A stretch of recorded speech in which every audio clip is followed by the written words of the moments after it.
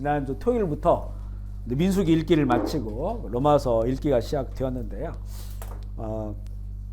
전에는 개인적으로 느낌이 이 구약을 만나면 되게 어려웠었어요.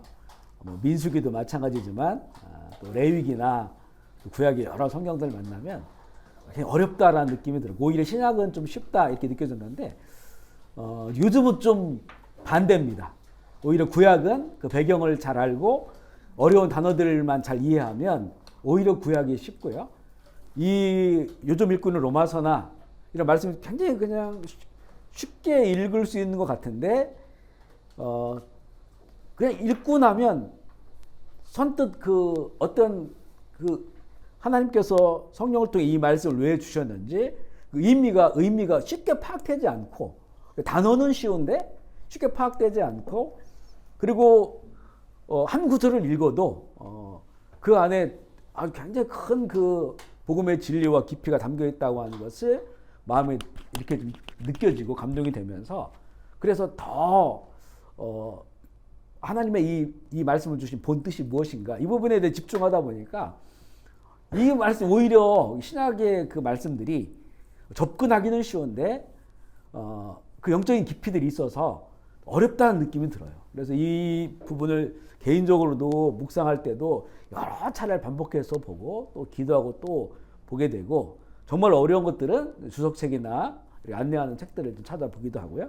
또 이렇게 이제 이 말씀을 가지고 또 나누고자 할 때 더 어렵습니다. 요즘 그래서 이 부분에 대한 기도를 많이 해요. 이 특별히 로마서는 복음의 정말로 이 진수다, 복음의 정수다라고 말할 수 있는 성경의 꽃과 같다, 복음의 꽃이다라고 이제 2000년 동안 우리 성경학자들, 신학자들이 많이 이야기합니다. 이 말씀이 한 달 동안 읽어가는데 한 달 동안 그냥 지나쳐서는 안 되겠다. 그래서 기도하는 게 이 말씀을 좀 더 쉽게 그리고 또 간결하게 그리고 정말 그 본 뜻을 더욱더 선명하게 이렇게 이제 저 개인에게도 그렇게 알기를 원하고 이것을 잘 나눌 수 있도록 하나님께 지혜를 구하고 계속 이 부분에 대해서 이제 기도를 하고 있어요. 그래서 우리 함께 이제 성경을 같이 읽어 나가실 텐데 읽으실 때 날마다 만나는 그런 본문들 읽다 보면 또 이해 안 되는 부분들이 많습니다. 그렇게 넘어가지 말고 좀 더 기도하면서 또 집중하면서 또 읽어보고 요즘은 이제 우리 어지간한 거는 인터넷에 다 설명이 되어 있으니까 단어 어려운 거 있으면 쳐보기도 하고 이렇게 좀 더 이해하면서 이 말씀을 이제 이해하면 복음으로 우리가 진짜 복음을 만나잖아요. 그러면 참 놀라운 그 인생이 일들이 생깁니다. 아멘이시죠? 성경에 이 드러난 이 복음이 진짜 나에게 오면 엄청난 사건이 벌어진다는 거예요. 근데 우리가 여러 가지 것들로 이렇게 그것이 가려져 있는 부분들이 많습니다.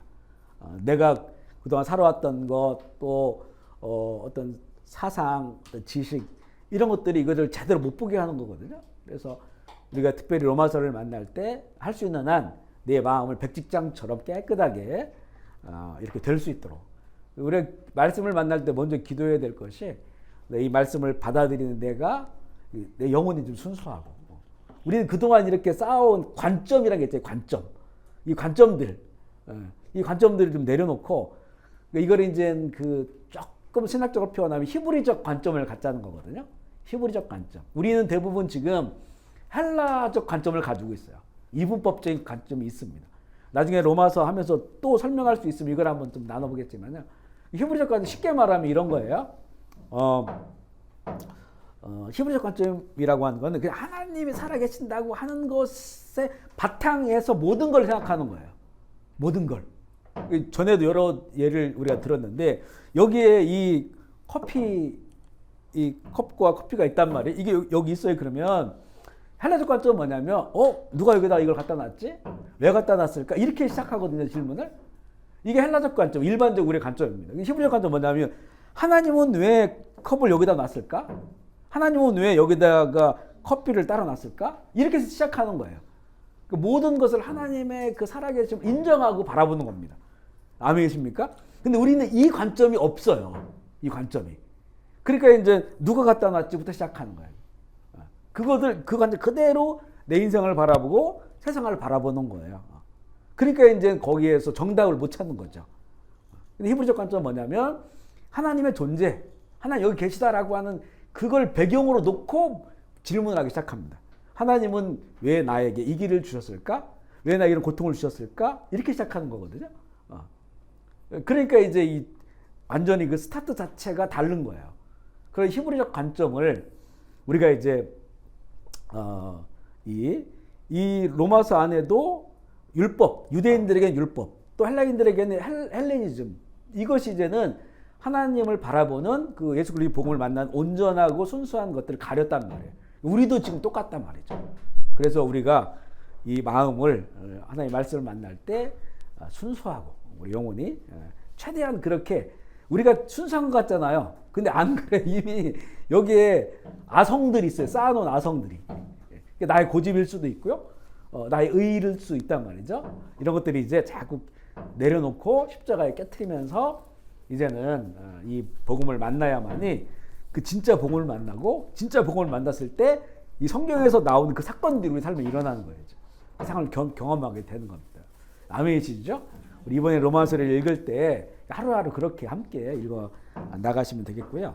오늘은 이제 로마서를 읽을 때 도움이 좀 됐으면 해서 로마서에 관한 이 개론하고요. 그리고 이제 여러 단어들을 어떻게 이해할 것인가라고 하는 거고, 로마서가 이게 16장까지 길지도 않고 짧지도 않은 이런 성경인데 그 부분을 한 세 군데로 분류해서 이렇게 먼저 기초적인 지식을 좀 갖고자 오늘 18강 로마서 읽기 내용을 좀 나누고자 합니다. 먼저 개론을 보면요, 저자는 바울이에요. 바울 원래 사울이었지만 예수님 만나고 바울이 됐고 이방인의 사도로 부르심을 받은 거죠. 장소는 로마서를 쓴 그 장소는 고린도. 고린도는 그리스의 남쪽이에요. 과거에 로마 시대에는 그리스라고 하는 나라가 없잖아요. 로마 제국 안에 있는 거니까 다른 나라가 없어요. 그냥 로마 제국이지. 그래서 그 로마의 한 지방입니다. 지방.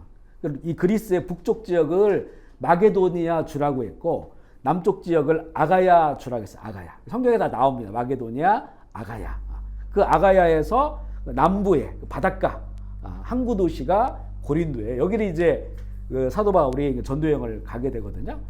그때에 이 로마를 계속 가고자 하는데, 로마는 이제 이쪽 다른 더 서편으로 가야 돼요. 또 저쪽 올라가야 되는데 지금 이제 이스라엘에서 서쪽 터키 지역과 그리스 지역까지 돌고 있는 그런 그 상황이거든요. 그래서 이제 막 갈 데 너무나 많고 교회가 없는 데가 너무 많고 복음을 전해야 되기 때문에, 근데 이 로마시를 여러 번 가고자 했지만 여러 차례 길이 막힌 거예요. 하나님께서 그렇게 인도를 하신 거죠. 그러니까 이제 그 로마에 있는 교회, 이제 로마에 있는 교회는 바울이 세운 건 아닙니다. 왜냐면 간 적이 없으니까. 그래서 예수님의 그 제자 중에 누군가가 로마시에서 이제 복음을 전하고 이제 교회가 세워진 것으로 그렇게 우리가 이해하고 있고요. 그 로마에 있는 교회 그 성도들에게 이제 이 예수 그리스도 복음에 대해서 편지를 써서 먼저 가기 전에 먼저 보내. 결국은 그 바울이 로마에 갑니다. 로마에 가서 거기서 순교를 하죠. 물론 간 것이 자의적으로 본인이 이렇게 간 게 아니고요. 예루살렘에서 붙잡혀요. 예루살렘에서 붙잡혀가지고 만약에 재판을 받았으면 로마까지 갈 수가 없어요. 근데 바울은 로마 시민권자입니다. 로마 시민권자는 지금으로 말하면 그 황제의 재판정까지 갈 수가 있어요. 항소를 하면. 그래서 이 예루살렘에 붙잡혔지만 거기 항소를 합니다. 항소를 해서 그래서 결국에는 이제 호송되죠. 로마까지. 그 호송되는 과정도 사도행전에 나오는데 아주 기가 막힌 일들이 많고요. 호송돼서 재판 전에는 아직 그 감옥에 가는 것이 아니고 구금이 됩니다. 구금. 이걸 이제 어떻게 구금되냐면 로마 시민권자이기 때문에 어떤 개인 주택 같은 거 있잖아요. 주택 이런 데서 구금을 해놔. 밖에는 못 나가지만 사람을 만날 수가 있는. 이곳에서 이 로마에 있는 교회와 성도들이 찾아오고 주님의 제자들이 찾아오고 거기서 복음을 전하고, 그러다가 이제는 두 가지 설에, 하나는 그곳에서 64년 정도의 참수형 당해서 이렇게 순교했다라고 하는 것과, 이 로마서를 쓸 때 뭐라고 되어 있냐면 나는 로마를 지나서 서바나까지 가겠다. 서바나 스페인이에요. 당시에는 땅끝이 스페인이라고 생각한 거예요. 지금 이게 지도를 봐도 스페인이 유럽의 끝자락이에요. 포르투갈, 스페인 이렇게 있단 말이에요. 그러니까 그곳까지 내가 복음을 전하겠다. 땅끝까지 가겠다. 그래서 스페인까지 갔다가 복음을 전하고 다시 로마로 와서 그곳에서 68년도에 순교했다. 이렇게 이제 몇 가지 설이 있는데 이게 뭐 2000년 전의 이야기니까 어느 것이 맞는지 정확히 모르겠어요. 하지만 분명히 이제 로마에서 순교를 한 건 맞고요. 그 흔적들이 지금 유적으로 남아있고 에스파냐, 스페인에 갔다 왔느냐. 그 로마서에는 서바나라고 나와요. 서바나. 옛날 말이죠. 이제 그렇게 된 것이고 결국은 이제는 이 사도 바울이 압송돼서 로마까지 가게 되었음을 우리가 볼 수가 있고요. 그 가기 전에 그 로마의 교회에게 편지를 쓴 거예요. 1차 수신자는 로마의 교회입니다. 항상 성경에는 1차 수신자가 있어요. 이게 편지기 때문에 사도 바울이 13개의 성경을 기록했거든요. 이게 다 편지입니다. 그 예배소서는 그러면 1차 수신자 누굴까요? 예배소 교회죠. 고린도 전서 후서는 고린도 교회가 고린도 교회 첫 번째 보낸 편지가 고린도 전서. 그 다음에 보낸 편지가 고린도 후서. 이렇게 된 거예요. 갈라디아서는 갈라디아 교회에게 보낸 거예요. 갈라디아 교회는 지금의 터키 있는 그런 그 지역입니다. 터키 북쪽의 그런 지역인데요. 그러니까 이게 1차 수신자는 그 교회입니다. 그리고 이제는 2차 수신자는 누구냐?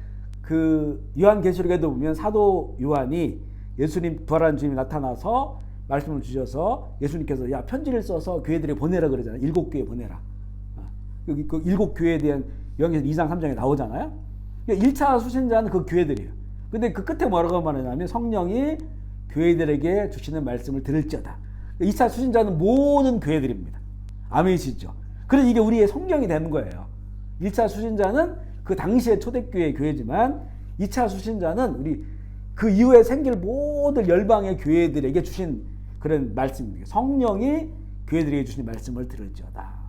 그래서 1차 수신자는 로마의 교회고 그 다음에는 우리에게 지금 주신 그런 그 복음에 관한 편지다. 이렇게 볼 수가 있고요. 이 로마서의 특징은 뭐냐? 이게 복음의 정수다. 복음의 핵심을 보여주고 있는 것이고 기독교의 구원 교리를 아주 신학적으로 체계적으로 가장 잘 정리했다. 그리고 이렇게 작은 로마서라고 불리는 게 갈라디아서입니다. 갈라디아서도 보면 거의 비슷한 내용으로 나와요. 갈라디아서가. 그래서 갈라디아서를 작은 로마서다 이렇게 이야기를 하고 있습니다. 이렇게 이제 간단하게 그리고 이제 기록된 연대가 AD 57년경이에요. AD 57년경이면 신약 성경 가운데 굉장히 빨리 기록된 것으로 봐요. AD 48년경에 이 갈라디아서나 또 내지는 디모데 전후서, 특별히 후서 이런 것들이 좀 빨리 기록된 것이다. 아니 디모데 후서 늦게 기록된 거죠. 그 갈라디아서나 이런 그 40년대 후반, 50년대에 기록된 것은 빨리 기록된 것이고 오히려 복음서보다 빨리 기록됐어요. 복음서 마태, 마가, 누가, 요한보다 복음서는 대부분 60년대 이후에 70년대 이렇게 이제 기록이 된 겁니다. 오히려 바울 서신이 상당히 빨리 기록됐다 이렇게 볼 수 있고 대부분은 AD 100년도 안에 거의 성경이 다 기록됐습니다. 그러니까 성경은 원본이 없고 사본만 있잖아요. 사본만 있는데 이것을 왜 원문처럼 인정을 하냐면 실제 사건이 일어나고 나서 얼마 후부터 성경이 기록된 거예요. 그리고 사본이 수천 개가 됩니다. 다 비교해 보면 거의 동일해요. 그 로마사가 있어요. 로마사.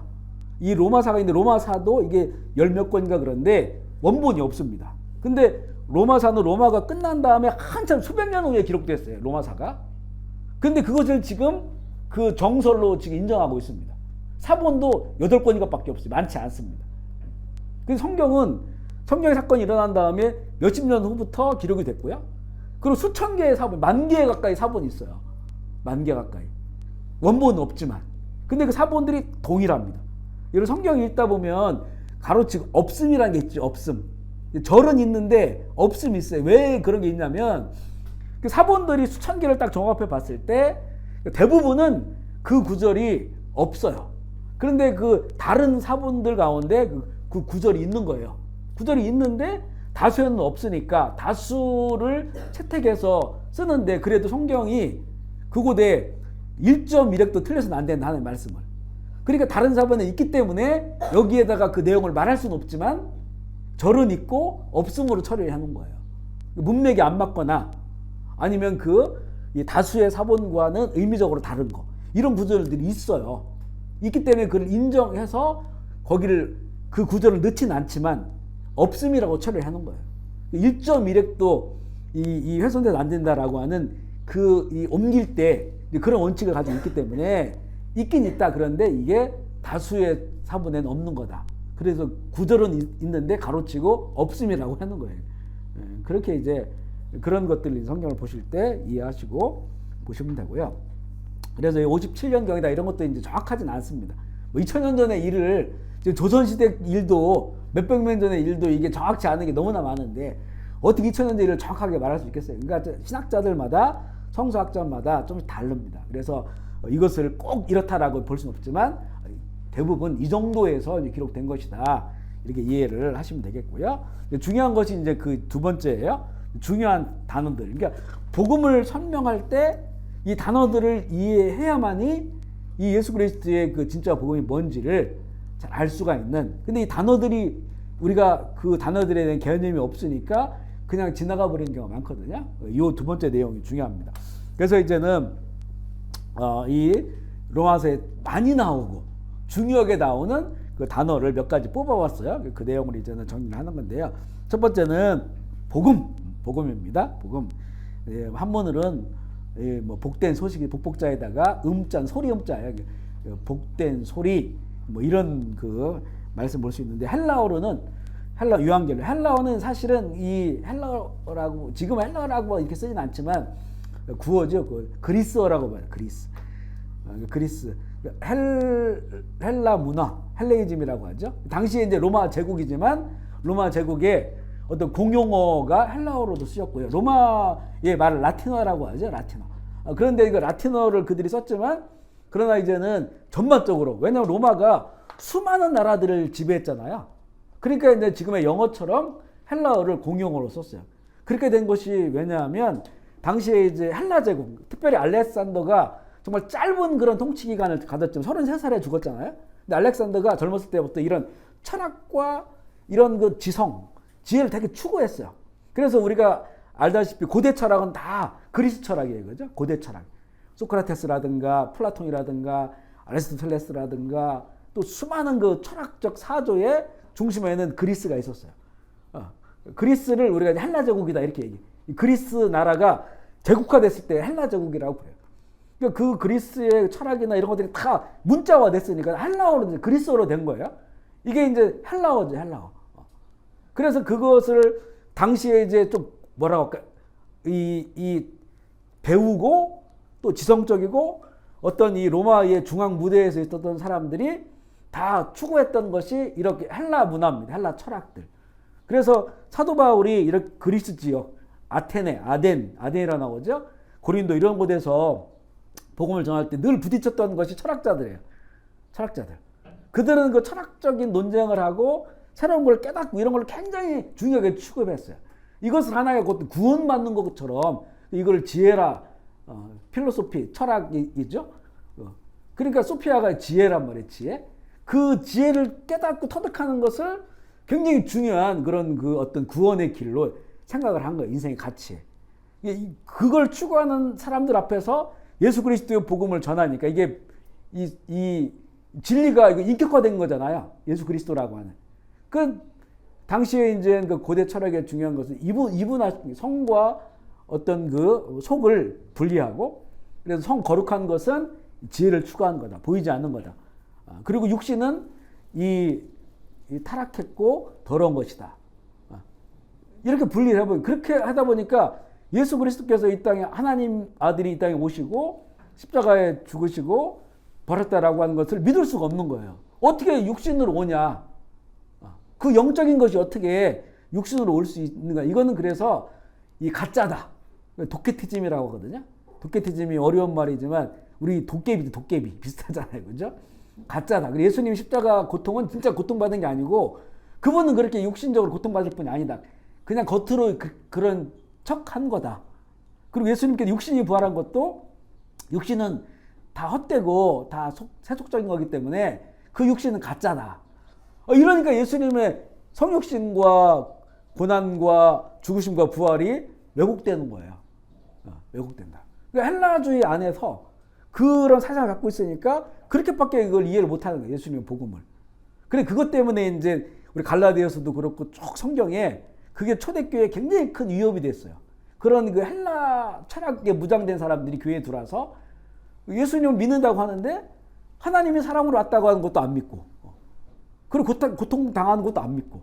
그래서 이제 요한 1, 2, 3, 4 이런 데 보면 예수님의 육신으로 오심을 부정하는 자들이 이게 적그리스도라고 얘기를 하는 거예요. 그런 사조들이 있었다는 거예요.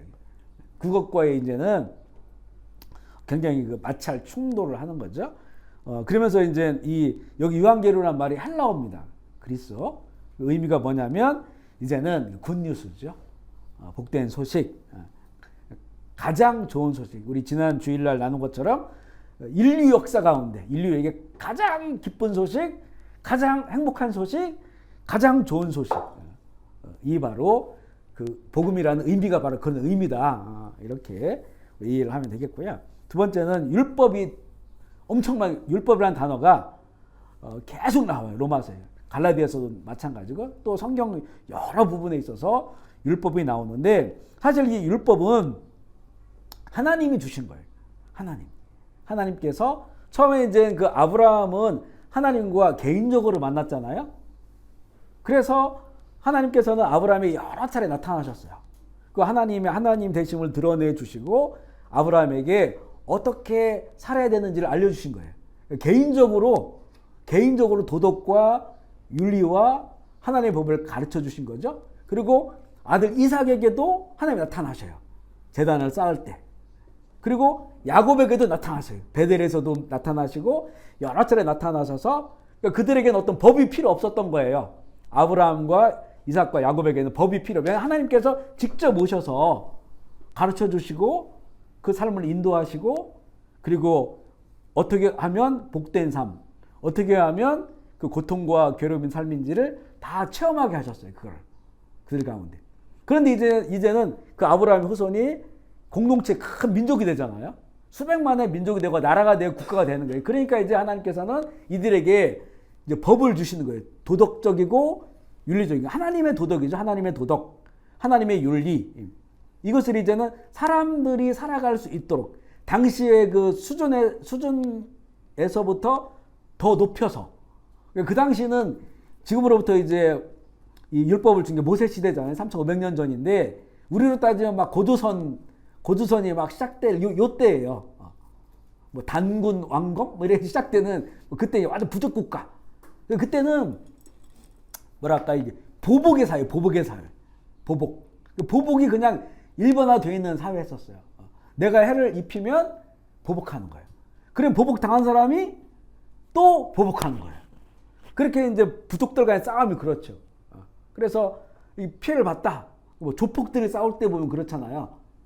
저쪽 패거리가 해를 입혔다. 그러면 몽둥이 들고 다 쫓아가가지고 다 박살내고 그렇잖아요. 이게 막 몇 배로 보복하는 거예요. 그러니까 뭐라고 말씀하시냐면 눈은 눈으로, 이는 이로 이렇게 한 거예요. 그러니까 그가 그 잘못한 거에 대해서만 처벌해야 된다. 이걸 딱 못 박아 놓은 거예요. 그 규범으로. 그러니까 지금으로 예수님의 그 말씀으로 봐서는 어떻게 보면 이게 눈은 눈으로, 이는 이로, 생명은 생명으로 잔인해 보이잖아요. 그런데 지금도 이 법이 온 세계의 법이 돼 있어요. 살인자는 살인한 만큼의 그 벌을 받아야 되는 거예요. 그리고 지난번에 민수기 읽었지만 그것도 고의로 한 것과 실수로 한 것과 또 다르잖아요. 그렇죠? 그러니까 이게 3,500년 전에 그 복수가 넘쳐나는 그 시대에 제한을 두신 거예요. 제한을. 그 사람이 잘못한 만큼만 그 벌을 받도록 해라. 이렇게 주신 거란 말이에요. 근데 그런 것도 율법에 담겨져 있어요. 율법의 핵심은 처음에 율법이라고 했을 때는 신명기 그 앞부분에는 하나님과의 관계 그리고 그 관계를 통해서 뒷부분에 이어진 거 잘 생각해 보세요. 신명기 5계명부터 부모 공경해라. 그리고 살인하지 마라. 간음하지 마라. 거짓 증언하지 마라. 남의 것을 탐하거나 빼앗지 마라. 지금도 똑같아요. 이 법으로 지금 헌법이 다 돼 있어요. 이 법으로. 이걸 하나님의 도덕법이라고 말합니다. 도덕법. 하나님의 그 성품 안에서 그 하나님 완전하죠. 그리고 인간은 완전하지 못하니까 그 인간에게 줄 수 있는 최소한의 하나님을 닮아 살아가게끔 하는 하나님의 나라가 되게 하는 그런 도덕법을 주신 거예요. 이것이 이제는 처음에 이제는 그 율법, 이게 율법이 그렇게 시작되는데 그 율법의 처음 율법이다라고 인정받았던 것은 십계명을 포함한 모세 오경, 특별히 모세 오경 전체가 아니라 모세 오경 안에 여러 그 도덕법 그리고 재판법 그리고 제사법이 있어요. 제사법. 처음에는 이거를 그 율법이라고 이야기를 했어요. 그래서 이것을 율법학자들은 이 조항이 623가지가 된다. 우리 그동안 이제 출애굽기에도 나오고 그리고 레위기에도 나오고, 레위기 같은 경우는 이제 제사법 같은 게 많죠. 우리 민수기 읽었는데 민수기에도 보면 그 어떤 상황에 있어서 이렇게 처리해라라고 재판법이 있어요. 재판법. 그래서 세 가지로 나눕니다. 율법을 도덕법, 재판법, 그다음에 제사법. 제사법은 하나님께 나와서 예배 드릴 때 어떻게 하라라고 하는 이런 그 법들이 있단 말이죠. 이게 처음에는 이게 율법이었단 말이에요. 그런데 이것을 시간이 지나면서 조금 더 그 확대돼요. 그래서 이제 모세오경, 창세기, 출애굽기, 레위기, 민수기, 신명기 5가지 성경이죠. 앞에 있는 5가지 이 성경을 전체를 이 하나의 율법으로 그렇게 이제는 보는 거예요. 그래서 그 율법을 가르치고 또 묵상하고 그대로 살아야 된다라고 하는 것이 이제는 모세오경 전체로 그렇게 되어 역사가 지나가면서, 그러다가 이제 또 어떻게 되냐면 더 역사가 지나면 다윗 시대 같은 경우 시편 같은 데 보면요, 여호와 율법을 즐거워하며 주야로 묵상할지어다라고 할 때 그 율법을 구약 성경 전체를 얘기해요. 율법과 선지자들이 쓴 그 선지서가 있죠. 그 모든, 왜냐하면 선지서에도 결국에는 왜 율법을 따라 살지 않느냐, 말씀을 따라 살지 않느냐라고 하는 고발들이 나와요. 그 말씀 따라 살아야 된다라고 하는 것들이 선지서에 있단 말이죠. 그래서 선지서까지 이 구약 전체를 율법으로 이제는 나중에 이해하고 보게 된다는 말이죠. 이것을 이제는 율법이에요. 그러니까 결국 이 율법이 우리 그동안 로마서를 앞으로 읽다 보면 이 유대인들이 율법을 가지고 있는 유대인들에 대해서 그 부분에 대해 문제를 제기하고, 오히려 그것 때문에 이들이 예수님의 복음을 온전히 받아들이지 못하는 것에 대해서 이제 그런 부분에 말씀이 많이 나오거든요. 근데 이 얘기가 율법이 잘못됐다는 얘기가 아니에요. 왜? 율법은 하나님이 그 당시 그들에게 의에 이룰 수 있도록 주신 생명의 법이었단 말이에요, 이것을. 근데 그 법을 받은 사람들이 그 율법을, 하나님께서 주신 그 율법의 뜻, 그 본 뜻을 온전히 이해하지 못하고 나중에는 율법의 그 규정에 매어버려요. 율법의 규정에 매어버리니까, 원래 그 다윗의 고백처럼 시편 1편에도 보면 여호와 율법을 즐거워하는 것이, 주야로 묵상하는 것이 그에게 행복한 삶을 주기 위한 것이라고 했잖아요. 그런데 이게 율법이 행복한 삶을 주는 것이 아니고 사람을 더 올가매게 되어버린 거예요. 이걸 율법주의라고 말해요. 율법주의. 그러니까 하나님이 주신 율법은 너무나 좋은 거예요. 그래서 그 율법을 내 안에 주셔서 내가 오늘도 기쁨으로 주님을 찬양하고 예배합니다. 그 율법을 우리에게 주신 것 그 묵상하면서 내가 즐거워하고 기쁨을 누리면서 그 감사하며 그런 삶을 살아간다는 고백들이 시편에 많이 있어요. 근데 그걸 다 잃어버렸어요. 그걸 잃어버리고 율법의 조항들만 남았고, 나중에는 이제 그 율법을 더 삶이라는 조항들을 만들어요. 그걸 유전이라고 해요. 유전. 그걸 만들어가지고 율법이 너무나 많아진 거야.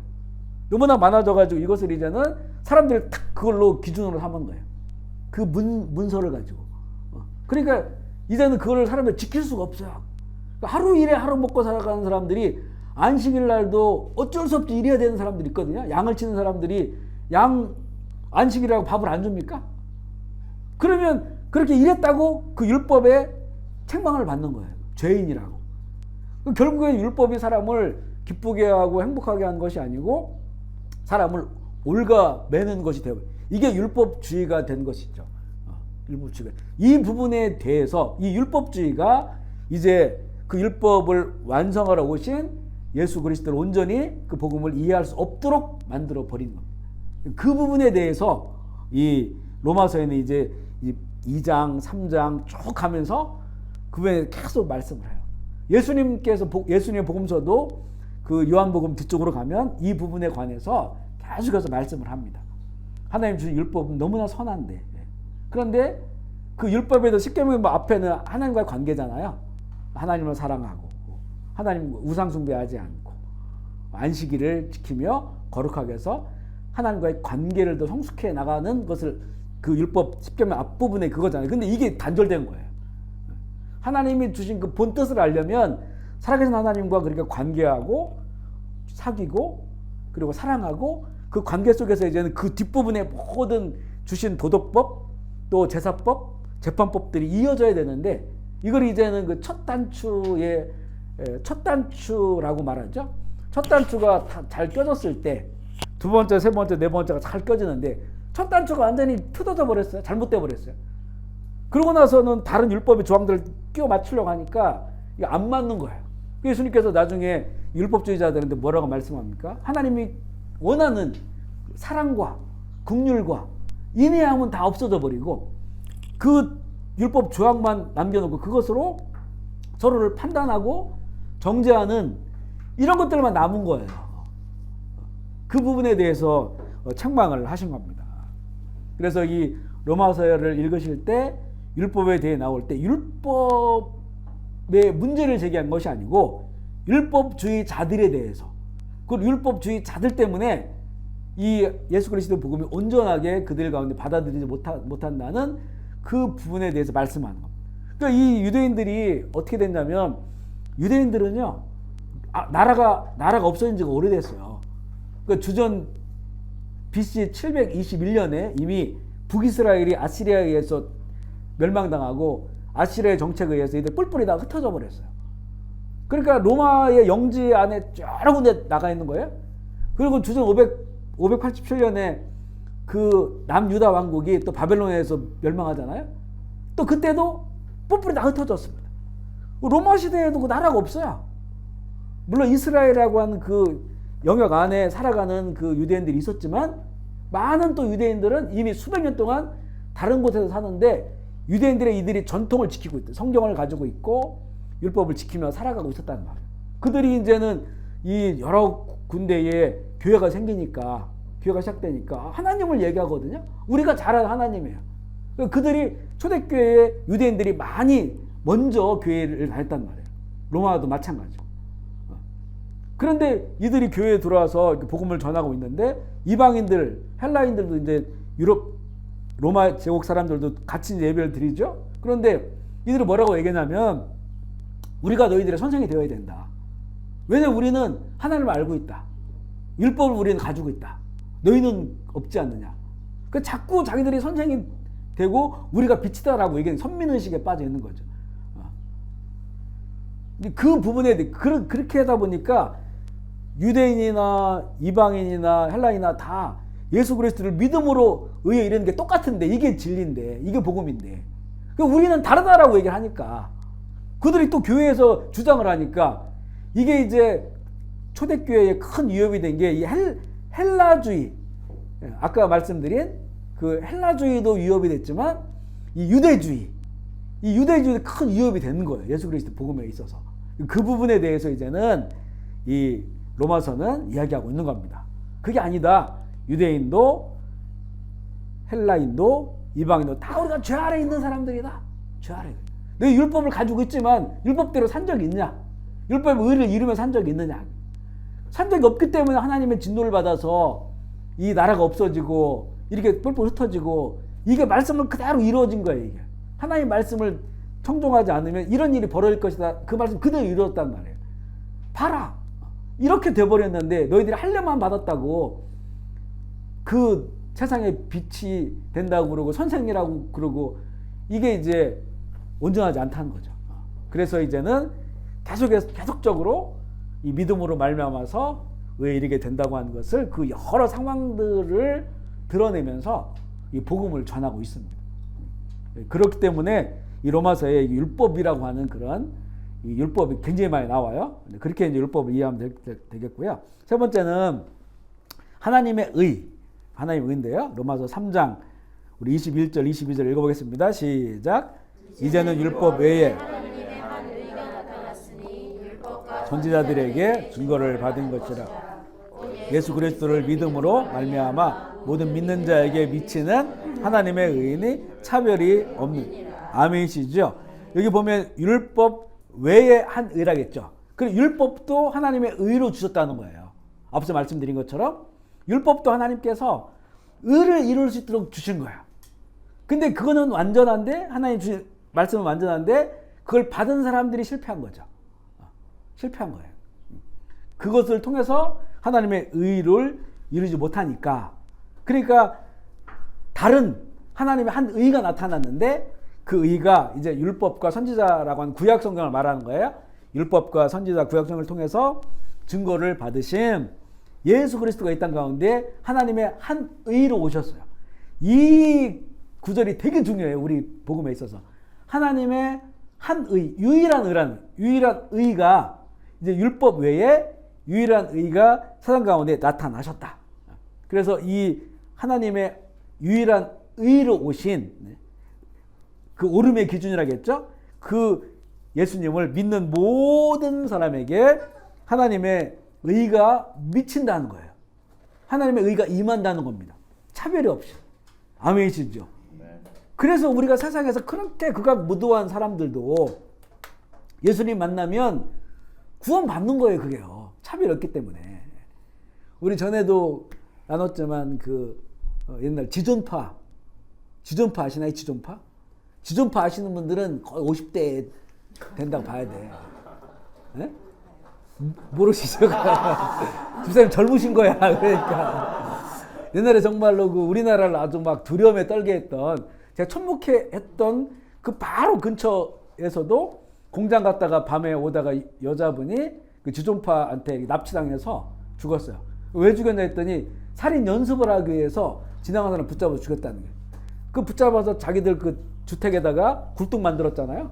그래서 그걸 인육을 먹었어요. 담력을 키운다고. 사람을 잡아서. 당시 그랜저 타고 다니는 사람들, 좋은 차 타고 다니는 사람, 사회에 대한 막 그 복수심으로 넘쳤던 사람들이야.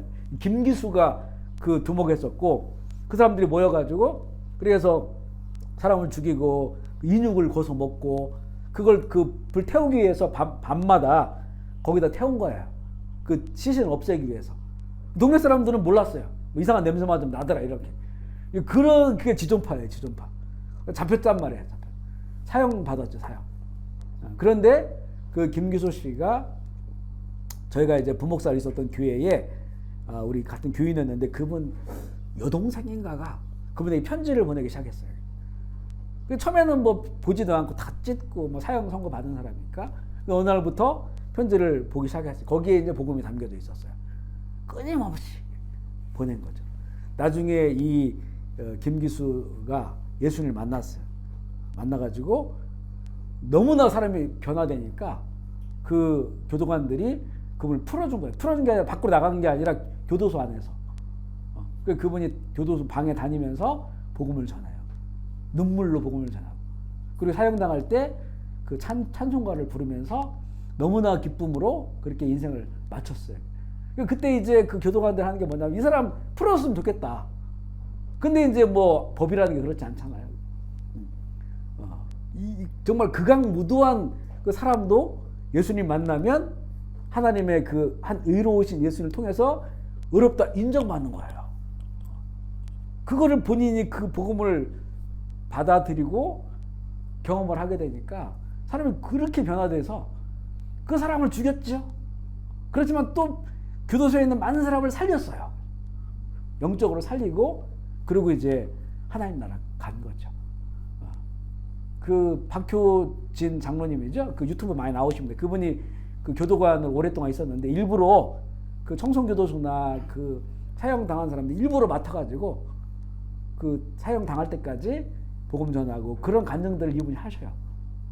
박율 장로님 거기에 아마 김기수 씨에 관한 그 내용도 나올 건데, 그러니까 이게 복음의 능력이라는 거죠. 복음의 능력. 물론 이게 극단적인 거지만, 극단적인 그런 예를 들은 거지만, 하나님의 그 믿음으로 말하면 하나님의 그 의가 우리 가운데 임하는 거예요. 이게 참 우리 쪽에서는 한 게 아무것도 없어. 그래서 이것을 믿어야 된다는 거예요. 우리가 뭔가를 좀 하면 10년 동안 그동안 살던 거 회개하고 10년 동안 하루에 하나씩 좋은 일 하면 너 의롭게 불러줄 것이다. 이런 게 아니잖아요. 그죠? 10년 동안 의로운 일을 한다고 했다고 그 부분은 의롭지만 다른 건 또 의롭겠어요? 우리 안에는 그 나의 나된 거 있잖아요. 생각과 마음과. 물론 사람들은 선하다고 저 사람 매일 하루에 하나씩 좋은 일에 박수 칠 수 있거든요. 근데 내 마음은 음란한 마음도 생기고 누굴 미워하는 마음 생기고 이거 하나님이 다 그걸 죄로 보시는데 어떻게 의롭게 의롭다고 인정을 받겠어요? 그것으로. 하루에 착한 일을 하루에 하나씩이 아니라 1000개씩을 한다 할지라도 그 의로워집니까 그게? 생각과 마음에는 그 악한 것들, 더러운 것들이 이게 자리 잡고 있는데 하나님은 거기부터 보시는데 그게 의로워지냐 말이죠. 그러니까 우리가 할 수가 없다는 거야. 할 수가 없으니까 하나님이 길을 다 만드셨고 그 통로가 믿는 거예요. 믿는 거.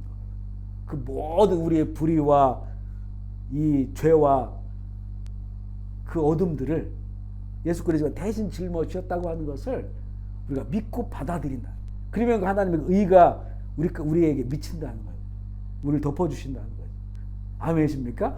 이게 진짜 복음이라는 거예요. 복음. 이게 복음입니다. 그렇게 이제 로마서가 시작이 되는 거예요. 그게 하나님의 의라는 거죠. 구약에는 그 율법이 의입니다. 율법을 따라 하나님 말씀을 따라 살아가는 게. 그런데 그것은 완전하지 않은 거죠. 그 증거를 따라서 예수님 오셔가지고 그걸 완전하게 하셨다. 이제는 그 믿음으로 하나님의 의이고요. 그 의인은 누구냐? 먼저 로마서 3장 의인도 많이 나와요. 성경에도요. 로마 3장 32절 시작. 그러므로 율법의 행위로 그의 의롭다 하심을 율법으로는 죄를 아무도 의인이 없다는 거예요. 세상에. 앞서 말씀드린 것처럼 아무도 의인이 없다. 우리는 한 번씩 뉴스 같은 데 보면 의인들이 나와요. 참 자기를 희생하고 막 화재가 났는데 도망치다가 다시 들어가가지고 가서 사람들 얻고 나오고 그러다가 또 희생당하고 이런 일들을 보면 의인이라고 말합니다. 그렇죠. 참 너무나 이 예수님께서도 친구를 위해 생명을 버리는 것이 가장 귀한 거다 말씀하는 것처럼 너무 귀한 일들입니다. 그렇지만 그거는 이 우리 세상에서 우리가 그것을 존귀하게 여기고 박수치고 하는 것이지. 그러나 그 행위는 의롭지만 그 사건은 그러나 그에게 또 다른 이야기가 얼마나 많습니까? 그렇죠. 다른 이야기. 수많은 다른 이야기들. 그러니까 이게 완전한 의라고 얘기할 수 없다는 거예요. 그 행위 자체는 의로운 일이지만 그러나 그 사람이 살아온 삶의 흔적들 또 그 마음들 수많은 것들이 거기에 있어요.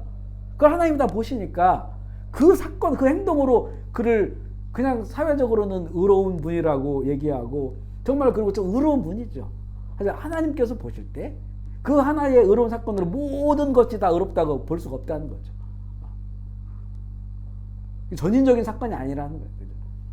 그래서 이 세상은 아무리 착하고 아무리 좋은 일 많이 하고 그래도 하나님의 기준으로 봤을 때는 의인이 아무도 없다는 거죠. 이게 율법을 줬는데 결국 율법을 통해서 이 율법의 의를 완전히 이룰 수가 없구나라고 하는 걸 깨닫는 거예요. 우리가 죄인이구나. 이걸 깨닫는 거예요. 그래서 이제는 그 율법의 약속대로 예수님이 오신 거다. 이렇게 말씀을 하고 있는 것이고요. 로마서 3장 22절 읽어볼게요. 시작. 예수 그리스도를 믿음으로 말미암아 모든 믿는 자에게 미치는 하나님의 의인이 차별이 아멘이시죠.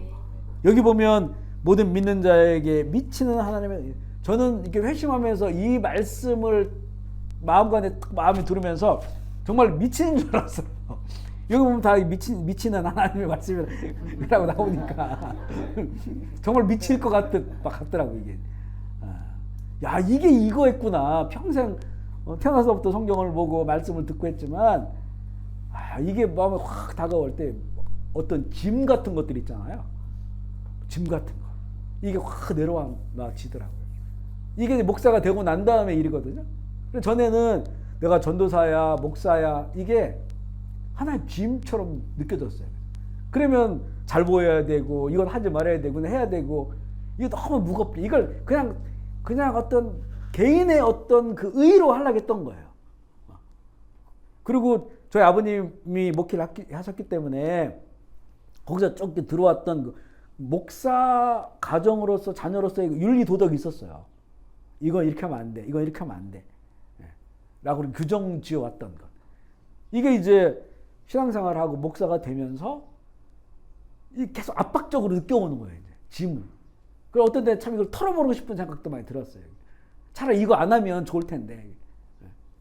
이거 하니까 이렇게 사람들 이렇게 보는 눈도 자꾸 의식해야 되고 이런 것들이 있었단 말이죠. 그런데 이제는 이 복음을 만나고 회심하면서 그게 자유로움을 느끼겠더라고. 자유로움. 아, 이것 때문에 내가 천국 가는 게 아니구나. 이것 때문에 하나님께서 칭찬하시는 것이 아니구나. 그래서 예수님을 따라다니는 사람들이 막 그런 거예요. 예수님, 우리가 어떤 일을 해야 우리가 구원을 받냐고 물어보니까 하나님께서 예수님께 뭐라고 말씀하면 하나님을 잘 믿는 거다 이렇게 말씀했어요. 너희들 어떤 일이 아니다.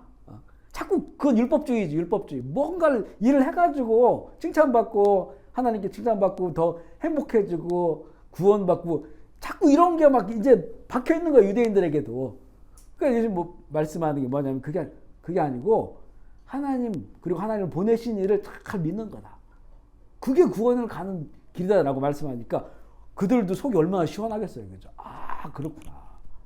믿음. 근데 믿음으로 해서 바른 믿음을 갖게 되면 그런 무거운 일들이요 자연스럽게 돼요. 그게 또 그 일들이 기쁨으로 돼요. 오늘 새벽기도회 때도 말씀 나눠서 무슨 얘기를 했냐면 만약에 그 율법의 말씀들 있잖아요. 하나님께서 당시에 주셨던 율법의 말씀들 이걸 다 지켜서 살려고 하는 게 보통 이게 힘든 게 아니에요. 다른 나라는 안 그런데 특별히 먹는 거 보세요. 먹는 거 그냥 있는 대로 다 잡아먹는데 피도 다 쏟아야 되지. 그 기다려야 되지. 돼지고기도 못 먹지. 문어도 못 먹지. 네? 아우 진짜 어떻게 살겠어. 비닐 없는 거 다금바리 비닐 있나 없나 뱀장어 이런 거 못 먹잖아요. 비닐 없는 거. 아 그걸 말해 그게. 그리고 뭐 하나님 말씀하신 게 보면 그 농사를 져도 길가에 있는 건 수확하지 마라 놔두라는 거잖아요. 벼를 잘라도 다 자르지 말고 남겨두라는 거잖아요. 가난한 사람들이 가다가 그걸 따먹고 그 벼 가지고 가도록 일부러 그렇게 하라는 거예요. 이게 나는 손해를 계속 봐야 돼요. 나는 11조 드려야지. 그러니까 이게 그걸 율법을 그대로 정해서 살려고 하면 얼마나 힘들어요. 그런데 우리 신약시대 보세요. 신약시대 예수님이 주신 말씀은 그거하고 비교할 수도 없을 정도로 더 무거운 말씀들이에요. 그래도 구약은 한 대 맞으면 한 대 때릴 수 있는 거잖아요. 이거는 한 대 맞으면 여기 때리라고 해야지. 용서해 줘야지. 참아야 되지. 이걸 율법으로 만들어 우리한테 지키라고 하면 이거 어떻게 지키겠어요? 정말 목사 그만두고 싶지. 교회 안 다니고 싶지. 이걸 율법으로 그냥 헌법처럼 지금 헌법처럼 어렸을 때부터 가르쳐서 이걸 이렇게 따라 살아야 된다라고 하면 이거 누가 이걸 지키고 살겠어요? 지키지 못하면 더 마음에 부담되고 이걸 율법으로 만약 만든다면 구약하고는 우리가 보통 그러잖아요. 그 이슬람 이렇게 하루에 몇 번씩 이렇게 일 멈추고 기도하고 모여서 이렇게 하니까 엄청나게 이들이 믿음 좋아 보이잖아요. 근데 예수님의 말씀하고 비교해보면 이건 아무것도 아니에요. 차라리 저는 하루에 몇 번씩 그냥 기도하면 된다고 하면 차라리 그렇게 하겠어요. 그죠? 한 달 동안 그냥 금식하고 낮에 금식하고 밤새도록 이제 먹어도 된다 이렇게 하면 차라리 그게 낫겠어. 그렇게 하면 구원 받는다면 그렇게 하겠단 말이에요. 근데 이거는 예수님의 말씀은 도대체 이건 사람으로는 할 수가 없는 말씀들이에요. 산상수훈 마태복음 5장부터 그 7장까지 읽어보세요. 이게 따라 살 수 있는지 이거 완벽하게 할 수가 있는지 할 수가 없어요. 그러니까 이제 결국에 뭐냐면 우리가 예수 그리스도 온전히 믿는다고 하는 것은 그 하나님의 영을 우리 가운데 뒤에 보면 나오지 양자의 영. 하나님이 우리 가운데 오시는 거예요. 오셔서 하나님이 주신 말씀을 이루어 살아갈 수 있도록 되게 하는 거예요. 되게 하는 거. 아멘이시죠? 신앙생활은 하는 게 아니라 되어지는 거다. 제가 이제 그 회심하면서 그걸 느끼게 되더라고요. 그래서 이게 그렇게 살아가는 게 결코 힘든 게 아니구나. 불가능한 게 아니구나. 내 안에 계신 성령께서 그 일을 이루어 나가시는구나. 그래서 우리 놀라는 거예요. 놀라는 거예요. 내가 한다는 게 아니라 되어주고 있다는 것을 경험하면서 이렇게 그리스도로 그게 오히려 기쁨이 되는 거죠. 그렇게 되어지는 것이 기쁘고 감사하고 즐거워. 어떻게 나 같은 인간이 어떻게 이렇게 예수님을 정말 조금이라도 닮아서 살 수가 있을까? 내 인격과 의지로는 도대체 할 수 없는 일인데 이런 일들을 주님께서 내 안에 행하시는구나. 이게 믿음으로 되어진 일이라니까요. 아멘이시죠? 그래서 믿음으로 믿음에 이루어지는 거예요. 믿음으로 착한 일 하는 게 아니고 믿음으로 믿음에 이르게 되는 거죠. 그 길을 우리에게 주시기 때문에 바로 그래서 이제는 그렇게 믿는 자를 의롭다고 인정해 주시는 겁니다. 그리고 그 의로움이 온전해질 수 있도록 성령께서 우리를 인도해 가는 것이 우리의 그 신앙생활의 모습인 것을 로마서는 보여주고 있어요. 로마 3장 26절로 28절 말씀 읽어보겠습니다. 시작. 곧 이때에 자기의 의로우심을 나타내사 믿는 자들도 그런즉 자랑할 데가 어딨냐 있을 수가 없느니라. 무슨 법으로냐 행위로냐 아니라 오직 믿음으로 법이 의로우니 그러므로 사람이 의롭다 하심을 얻는 것은 율법의 행위에 있지 않고 믿음으로 되는 줄 우리가 인정하노라. 아멘이시죠? 여기서 율법의 행위라고 하면 어려우니까 율법을 빼버리고 행위로 되는 게 아니라는 거예요. 행위로. 예수님께서 이거 해라 라고 해서 그걸 막 행위로 해가지고 우리가 의롭다고 되는 게 아니에요. 그거는 두 번째 문제. 예수님을 진짜 믿으면 그 믿음이라기 온전하면 하나님의 영이 우리 가운데 들어요. 말씀이 우리 가운데 오시는 거예요. 말씀. 그래서 그 차원이 거듭났다고 하는 건 차원이 하나님과 같은 차원이 된다. 내가 하나님이 되는 건 아니고 하나님의 영이 들어오니까 하나님이 그 말씀이 우리 안에 들어오시니까 그 말씀을 따라 살아갈 수 있는 힘이 생기고 은혜로 살아갈 수 있도록 되어지니까 사람의 차원에서 하나님의 차원으로 불의한 사람의 차원에서 의로운 하나님의 차원으로 그렇게 되어진다는 거죠. 이게 바로 믿음으로 되어진 거예요. 바로 그것을 의로 여기심을 로마서는 말씀하고 있습니다. 행위로 의롭다 인정받을 사람은 하나도 없다. 오직 완전한 의로우신 예수 그리스도를 믿음으로 의에 이르게 됨을 전하고 있습니다. 다섯 번째는요, 속량이라는 단어가 또 나오는데요. 이 구약에도 레위 같은 경우는 이 속하다, 속함, 속전 이거 엄청나게 많이 나옵니다. 이 속에 대해서 이 부분을 아마 다른 단어가 없으니까 자꾸 이제는 이 어려운 단어를 성경이 쓰는 것 같은데요. 이 속이라는 단어, 속량 이 단어를 잘 이해를 해야 되는데요. 로마 3장 24절 읽어보겠습니다. 시작. 그리스도 예수 안에 있는 속량으로 말미암아 하나님의 은혜로 값없이 의롭다 하심을 여자 되어. 여기 보면 그리스도 예수 안에 있는 속량 이 단어가 어려워요. 그런데 그 풀어봤을 게 뭐냐면 값없이 의롭다 하심을 받는 게 바로 속량이에요. 속량. 내가 값을 치르지 않는 거예요. 대가를 치르지 않고 의롭다 하심을 여김 받는 거예요. 믿음으로. 그래서 이 속량이라고 하는 그런 그 뜻이 뭐냐면 지금 우리가 일반적으로 쓰지 않는데 옛날 노예 시대 때 이렇게 썼던 그런 그 용어입니다. 포로나 노예를 대가를 주고 사서 자유롭게 해주는 것인데 이게 이제 이 대가를 누가 지불하냐?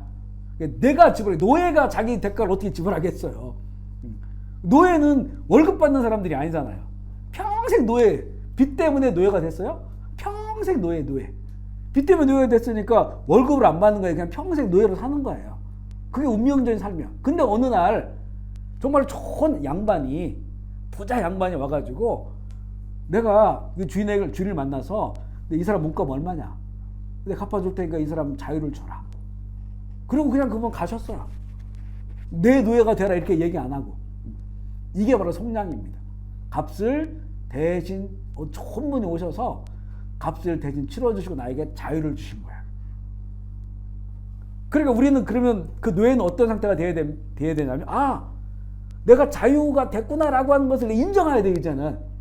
다 값 치르고 자유가 됐다는데 아직도 그냥 내가 그 전 주인 그 밑에도 내가 살겠다고 하면 이건 신분이 안 바뀌잖아요. 신분이 바뀌려면 그 상태를 내가 받아들이고 인정해야 되는 거예요. 그리고 이제 자유롭게 살아야 되죠. 이게 우리에게는 믿음이에요. 믿음. 예수 그리스도께서 십자가에서 죽으신 그 생명의 값, 그 우리가 피라 가지고 피는 생명이라고 구약 말하니까요. 이걸 그래서 우리는 속전이라고, 속전. 그러니까 그 값을 치른 거예요. 치른 돈이에요, 돈. 속전이. 그 속전으로 인해서 우리의 값을, 죄 값을 대신 다 치러주셨어. 우리는 이제 그거를, 내 죄값을 치러주셨구나. 이걸 내가 인정하고 받아들여. 이게 믿음입니다, 믿음. 그렇지 않으면 그대로 옛날 그대로 남아있어요, 노예로. 그러니까 우리 예수 그리스도의 복음을 안 믿는 분들이 얼마나 많습니까? 계속 복음을 전해도 안 믿는 분들은 거기에 머물러 있는 거예요. 근데 이제는 그렇구나. 예수님이 나의 모든 죄값을 치러주셨구나. 대신 지불을 했구나. 속전을 냈구나. 그러니까 이제 그걸 내가 받아들이는 거예요. 믿는 거예요. 그러면서 이제 나는 노예 집에서 나와서 자유롭게 되는 거죠. 아멘이시죠? 그게 바로 속량이다. 그런 그 의미입니다. 대가를 지불하여서 노예, 재산 등 이것을 되찾는 것을 말하는 거죠. 되찾아주는 거죠. 해방을 주는 것을 말합니다. 그러니까 우리가 이제 신앙생활 할 때 대속은 대신 속해준 거, 구속은 속해줘서 구원받는 거, 그것을 말하고요. 그걸 같은 의미로 사용하고 있습니다. 속량물, 이걸 속전이라고 해요. 속량물이 예수님이에요. 예수님이 뭐라고 말씀하셨냐면 이 세상에 오셔서 내가 이 땅에 온 것은 섬김을 받으러 온 것이 아니라 대속물로 돼. 대속. 이 같은 의미입니다. 대신 값을 치러주기 위한 그런 제물로 온 것이다. 속전으로 온 것이다. 이렇게 예수님이 말씀하신 거예요. 그 길을 가신 거죠.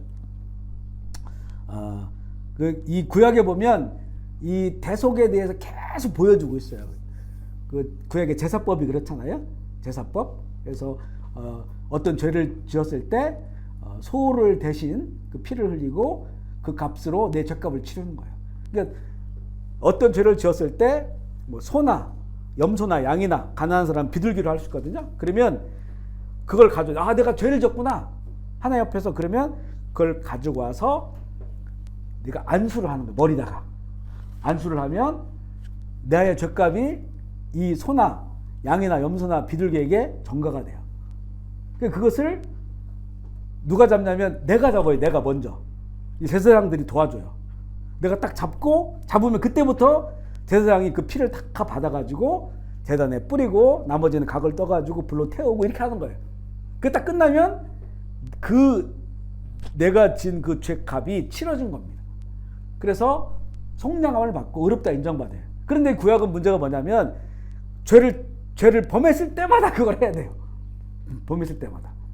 근데 이제는 예수님은 하나님이시잖아요. 하나님의 아들이니까 하나님이시잖아요. 그러면 그분의 값이 얼마나 크실까요? 이번에 우리가 그 세례자들 교육을 할 때 이 이야기를 했어요. 예수님이 우리의 죄값을 대신 치르셨다. 근데 인류가 얼마나 많아요. 숫자가 인류가 2000년 전부터 그 사람의 숫자가 얼마나 많습니까? 그 수많은 그 사람들의 숫자를 대신해서 예수님 혼자 죄값을 담당하셨는데 그럼 이게 맞냐? 이 값이 맞냐는 거예요. 값이 맞아야 될 거 아니에요. 최소한 예수님의 값이 더 많아야 그동안 살아왔던 그 수많은 그 죄인들의 값보다 더 비싸야 되지 않냐. 그래 값을 치르는 게 되지 않냐. 이렇게 의문이 생기잖아요. 그러면 이제는 이런 걸 보면 돼요. 제가 이 컵을 만들었단 말이에요. 컵을 만들었어요. 얼마든지 컵을 더 만들 수 있어요. 이거를 1억 개를 컵을 만들었어요. 1억 개. 그러면 아이들한테 물어봤죠. 이 1억 개의 컵하고 내 아들하고 누가 더 값지냐 물어본 거죠. 누가 값지겠습니까? 아들이죠. 아들 하나밖에 없지만 이게 1억 개든지 10억 개든지 아무리 만들어 이건 내가 얼마든지 만들 수가 있어요. 그러니까 아들은 하나야. 누가 더 비싸냐? 내 아들이 더 비싸죠. 온 우주 만물을 하나님 만드셨습니다. 얼마든지 더 만들 수 있어요. 지금 우주 우리 끝도 어딘지 모르잖아요. 이게 끝이더라 하면 또 나타나고 해서 끝도 없잖아요. 우리 사람들 하나님이 만드신 거예요. 하나님으로 지음받은 사람들입니다. 수십억, 수백억이 있다 할지라도 하나님의 아들 그 한 분 하나님 누가 더 비쌀까요? 값을 따지면 하나님의 아들이 더 비싸죠.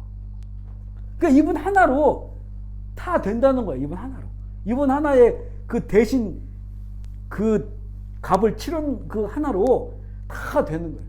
왜 지구에 태양이 하나밖에 없을까요? 하나면 되니까 하나밖에 없는 거예요. 지구에 하나로 부족하면 또 하나 있어야 되겠죠. 세 개가 있어야 되겠죠. 그런데 하나면 지구를 다 밝힐 수 있으니까. 충분히 하나면 되니까 하나밖에 없는 거예요, 이게요. 마찬가지예요. 하나님의 아들 그 예수님이 그분이 모든 것보다 더 비싸신 분이에요. 그분이 대신 죄값을 치렀기 때문에 우리의 모든 죄, 나뿐만 아니라 너, 우리, 또 그 인류의 역사의 그 수많은 사람들, 그보다 더 비싼 값을 희생을 치르신 거예요. 어찌 보면 하나님 스스로가 오셔서 값을 치르신 거죠. 그래서 우리가 그걸 믿는 자, 그걸 받아들인 자들, 그래서 영접이라고 말해요. 영접. 받아들인 자들에게 하나님의 그 의가 임한 것이다. 아멘이시죠? 값을 치르고요. 6번 해방인데 로마서 8장 1절 2절 읽어볼게요. 시작. 그러므로 이제 그리스도 예수 안에 있는 자에게는 정죄함이 없나니 예수 안에 있는 생명의 성령의 법이 죄와 사망의 법에서 너를 구하였습니다. 아멘이시죠? 복음을 설명할 때 그 복음을 받아들이는 사람의 상태를 해방되었다라고 표현을 하는데요. 이 해방이라는 단어가 나오는데 여기서 이 해방은 정죄에서 해방되는 것입니다. 우리가 읽은 말씀처럼 정죄는 하나님 앞에서 죄로 인정되어 심판받아야 하는 것을 말해요. 우리가 지금 예수님 믿고 또 신앙생활 한다고 해서 죄가 없나요? 죄가 제로 상태가 됩니까? 전혀 안 그렇죠. 지금 마찬가지예요. 우리도 죄악 가운데 살고 지금도 얼마든지 죄가 우리 생각과 마음으로부터 막 일어납니다. 그런데 이것을 우리는 하나님 앞에서 죄로 인정되어서 심판받지 아니하는 그 심판받는 것에서 해방됐다는 거예요. 왜냐하면 지금은 우리가 이제 우리한 죄가 있다 할지라도 회개할 수 있잖아요. 회개는 정말 은혜의 길입니다. 은혜의 길.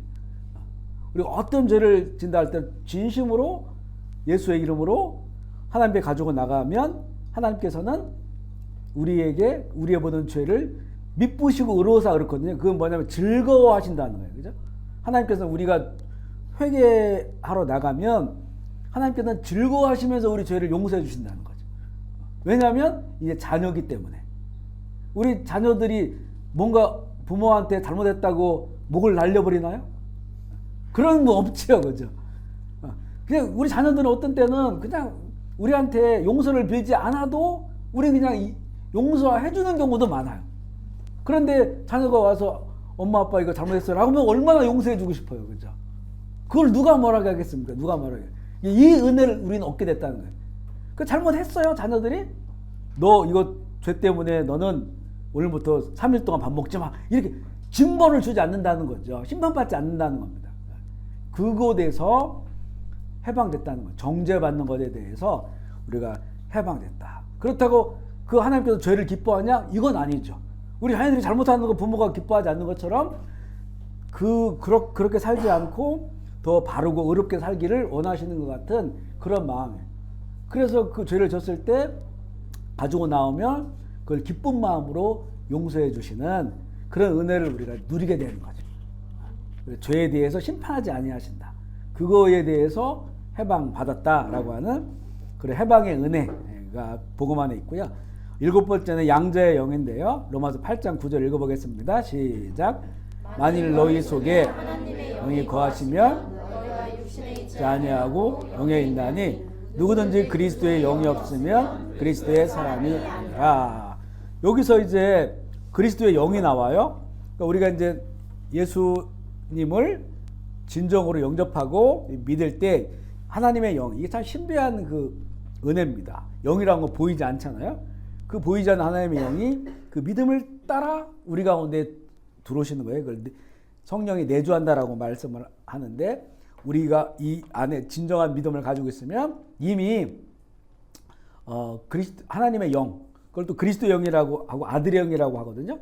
그 영이 아들의 영이라는 거 뭐냐면 아들 되게 하는 영이에요. 왜냐하면 그리스도가 누굽니까? 하나님의 아들이죠. 그분을 믿으면 그분의 영이 우리에게 오시는데 그것은 우리도 하나님의 아들 되게 하시는 영, 하나님의 딸이 되게 하는 자녀가 되는 그런 영이 우리 가운데 들어온다는 거죠. 그래서 이제 앞에 정죄받지 아니하고 우리가 그 정죄받으면 해방되는 그런 은혜를 누리게 되는데, 이 영을 또 뭐라고 표현하냐면 양자의 영이다라고 표현해요. 로마서 8장 14절 16절 읽어보겠습니다. 시작. 우리는 하나님의 영으로 인도함을 받은 사람은 하나님의 아들이라. 무서워하는 종의 영을 받지 아니하고 양자의 영을 받았으므로 우리가 아빠 아버지라고 찾느니라. 성령이 친히 우리의 영과 더불어 우리가 하나님의 자녀인 것을 증언하시나니. 우리 지난주에 우리 자매님이, 김보현 자매님이 왜 아빠 아버지라고 하느냐 그렇게 얘기해. 여기서 이제 그게 근거가 있는 거예요. 여기서 아빠 아버지 그대로 우리가 말하는 아빠입니다. 아빠. 아람어로도 아빠. 예수님께서는 사실은 이 땅에 오셨을 때 히브리어를 쓴 게 아니에요. 왜냐하면 이제 나라가 없어진 지 오래됐죠. 히브리어를 쓴 지가 오래되고 헬라어를 쓴 사람도 있지만 당시에 보면 이 아람어 방언을 쓰셨어요. 그래서 그 패션 오브 지저스 크라이스트는 아람어로 그게 만들어진 거예요. 히브리어가 아니라 아람어입니다. 그 아람어도 예수님께서 그 영화에 보면 십자가에 있었을 때 그때 이제 아바 이렇게 말씀하신다고요. 그게 이제 아빠입니다. 아빠. 아버지 왜 나를 버리시나이까? 그것을 아람어로 하신 거예요. 아람어로도 아빠고 또 이제 히브리어도 아빠고 우리 한국말로도 아빠. 아빠는 이제 아버지의 친숙한 그런 표현으로 이런 말인데요. 이제 우리가 이제 그리스도의 영, 하나님의 영, 아들의 영을 받아서 하나님 아빠, 아버지라고 부를 수가 있게 됐는데, 이것을 로마서에 보면 양자의 영이라고. 양자. 우리가 좀 의문이 된 게 왜 친자의 영이라고 안 하고 왜 양자의 영이라고 했을까? 이렇게 의문이 생기잖아요. 근데 여기가 이제 로마에 있는 교회에게 보내는 거잖아요. 그러면 로마 시대의 양자 보호법을 알아야 돼요. 왜냐하면 로마 시대에서는 친자를 버리는 거에 대해서는 처벌받지 않아요. 근데 양자를 들였는데 양자를 버리는 것은 2번 버리는 거잖아요. 그 아이는 2번 버림을 당하는 거야. 친부모한테 버림당하고 양자로 갔는데 거기서도 버림을 당해요. 그래서 양자 보호법이 있어요. 양자는 버릴 수가 없어요. 양자를 버리면 처벌을 받아. 근데 친자는 버릴 수가 있어요. 친자는 버려도 왜냐하면 친자는 안 버리니까. 근데 버릴 수도 있죠? 근데 그거에 대해서 조항이 없어요. 그런데 양자로 받아들였는데 양자를 버린다. 그러면 처벌을 받아요. 그래서 로마의 황제들 쪽 보면요. 양자들이 있어요. 양자. 네로 왕자도 양자예요.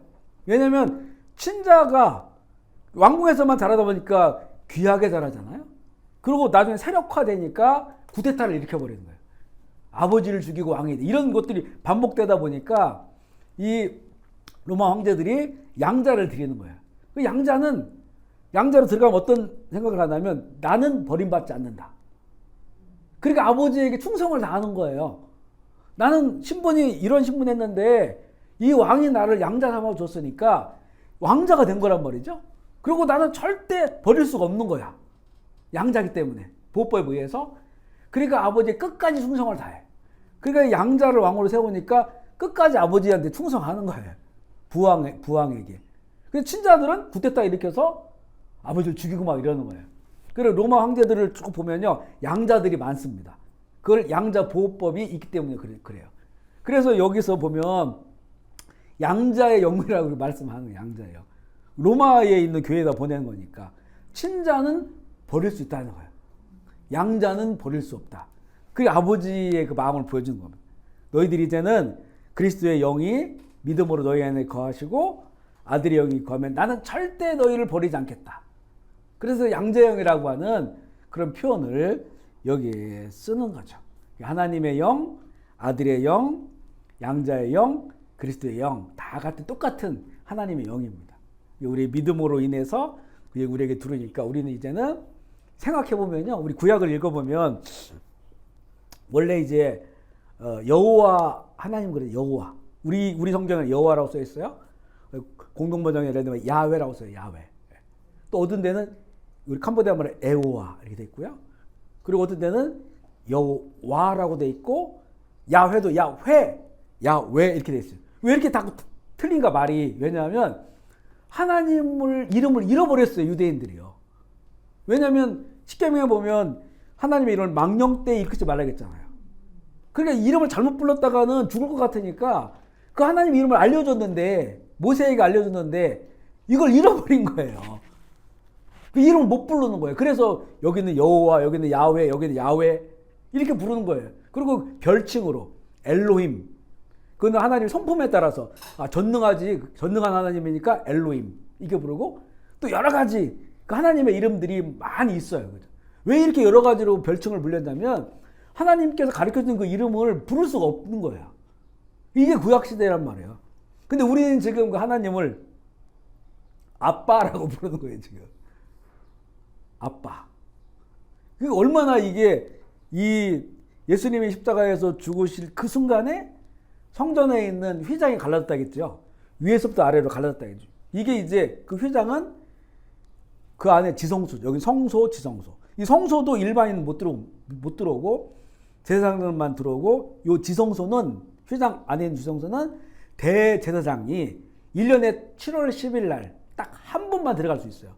7월 10일 날 대속죄일 날 피 뿌리러 들어갔는데 대제사장이 들어갈 때 이렇게 끈을 묶고 들어가요. 왜냐면 거기에서 뭔가 잘못해서 죽거나 하면 그 시신을 수습할 수가 없어. 아무도 못 들어가니까. 줄을 당겨야 돼. 나와야 되는데 안 나오면 줄을 당겨가지고 죽었으면, 왜냐면 그 정도로 여기가 어마어마한 곳이거든요. 무서운 곳이에요. 두려운 곳이죠. 하나님이 임재하시는 거예요, 거기가. 그런데 예수님이 십자가에 죽을 때 이게 쫙 찢어져가지고 열려버렸어요. 열리니까 이제 우리 누구도, 어떤 사람도 예수의 이름을 가지고 있으면 들어갈 수 있는 거예요. 하나님 만날 수 있는 거예요. 아멘이시죠. 그래서 우리가 이게 하나님 아버지, 아빠라고 부르는 것이 엄청난 은혜, 예수님 때문에 우리가 누리는 그런 은혜입니다. 그리고 거기다가 이제는 은혜를 누리는 것만이 아니고 이제는 막 하나님께 화내잖아요. 왜 나를 이렇게 힘들게 만드냐 말이야, 하나님 막 이러고. 네? 왜 나를 이렇게 때리십니까? 이랬었고 막 따지잖아요, 그죠? 이 구약에는 말도 안 되는 이야기. 그랬다가는 그냥 하늘이 번쩍 빵 쳐가지고. 그게 이게 예수님께서 우리에게 주신 그런 은혜입니다. 아빠라고 부를 수 있는, 아버지라고 부를 수 있는 그런 은혜다. 8번째 이스라엘인데, 이스라엘 제가 따로 로마서 이제 뒷부분으로 들어갔을 때 따로 한번 하려고 해요. 너무나 이건 이 깊은 신비가 있고 방대한 내용이기 때문에 요거는 그냥 오늘은 넘어갈게요. 혈통적 이스라엘이 넘어진 거 풍성한 이스라엘 신비 나중에 하기로 하고요. 9번째는 하나님의 나라가 나오는데요. 로마서 14장 17절 읽어보겠습니다. 시작. 하나님의 나라는 먹는 것과 마시는 것이 아니요 오직 성령 안에 있는 의와 평강과 희락이라. 아멘이시죠? 예수님께서 하나님의 나라는 너희 안에 있다라고 말씀하셨죠? 그것과 같은 맥락입니다. 하나님이 어디 있어요? 하나님 나라는 어떤 공간과 시간이 아니다. 그것은 예수 그리스도가 그 다스리시는, 나라는 통치잖아요. 누가 통치하나 이거죠? 내가 통치하면 내 나라야. 내가 통치하고, 아니면 어떤 사상을 따라가면 그 사상이 나를 주관하는 거죠. 그런데 하나님의 나라는 예수 그리스도께서 다스리시고 주인된 나라. 그러니까 시간과 공간이 문제가 아니에요. 어디서든지 이게 가능한 거죠. 그래서 하나님의 나라는 먹고 마시는 건 육체적인 것이 아니라는 거죠. 육체적인 것이 아니고 오직 성령 안에서, 성령이 다스리시는, 예수 그리스도가 다스린다고 똑같은 말이 되겠죠. 성령이 다스리시는 그 안에서 있는 의와, 우리 지금 의 좀 나누고 있어요. 의, 그 다음에 평강, 희락이다.